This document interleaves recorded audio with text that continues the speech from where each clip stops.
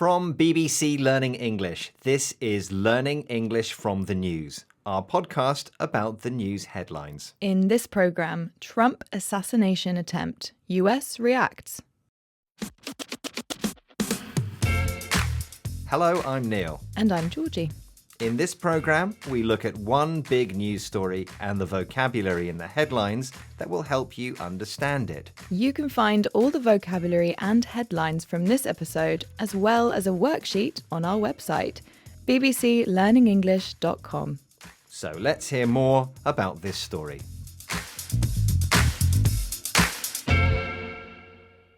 People in the US have been reacting after an assassination attempt on Donald Trump. Now, an assassination is a murder, and it's the murder of someone important or famous. Thomas Matthew Crooks shot at Trump as he spoke at an event in Pennsylvania, injuring the former president's ear. One man in the audience was killed in the attack. 2 others were seriously injured.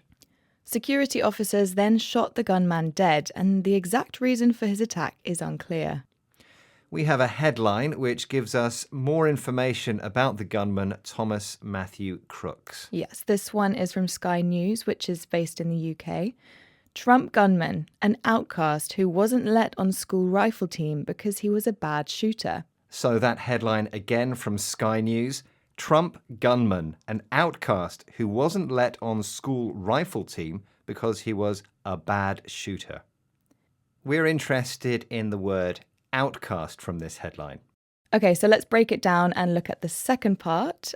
So cast as a verb means to throw something. Yeah, so if we cast something or someone out, it means we throw them away. So we can see this meaning in the noun, an outcast. And an outcast is a person who is cast out, someone who is not accepted by other people. Yes, and it's got a serious meaning, really. It can be connected to people from a different race or class, so it's connected to inequality often. Yes, that's right. But we also use it socially to describe someone who doesn't fit in or doesn't have any friends. And that is the meaning that we see in the headline. The shooter was an outcast. It suggests he didn't really fit in with people. We looked at outcast, someone who is not accepted by society. For example, the business is treating working mothers like outcasts. This is Learning English from the News, our podcast about the news headlines. Today, we're talking about the assassination attempt on Donald Trump and its impact on the US. Politicians across the USA have been critical of the attack on Trump. Yes, President Biden has said that US politics must never be a killing field. And there are concerns about how the violence will impact the US elections in November, where Biden and Trump are due to compete to be the next president. Let's have another headline. This headline is from the Financial Times, based in the UK, and it is, America is staring into the abyss. Let's hear that again. America is staring into the abyss, from the Financial Times. Now, this is an article about the significance of the assassination attempt in American politics. Let's start by looking at this word, abyss. Neil, what does it mean? Well, literally, an abyss is a very big, deep, black hole. But, of course, there isn't suddenly a deep hole in the USA. The headline is describing the social and political situation as an abyss. Yes, and that's how we often use abyss, metaphorically, to describe a dangerous and powerful situation. Now, if you fell into a real abyss, a big hole, that would be a very bad situation for you. You might not be able to get out of it. It would be really scary and dangerous. Yeah, exactly.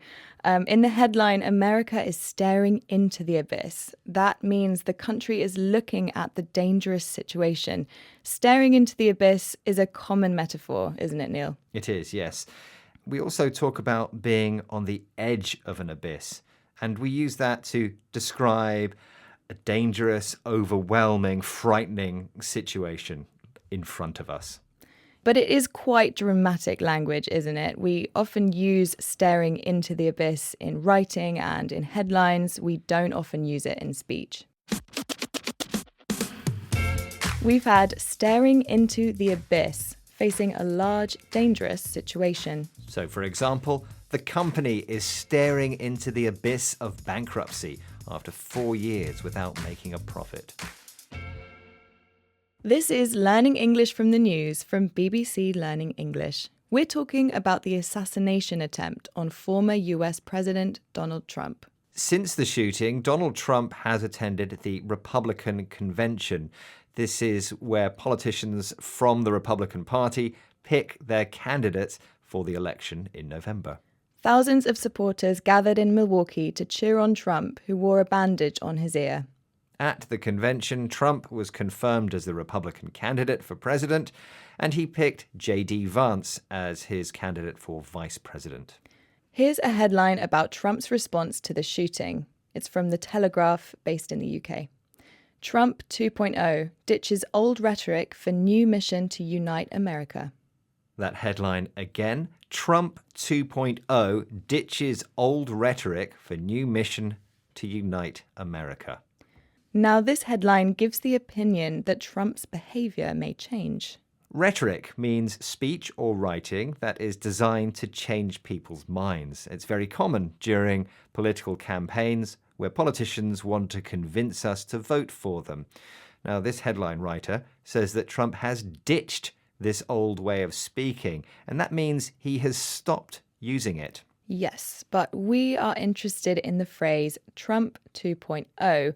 What does it mean? Are there two Trumps now, Neil? So, this could be confusing.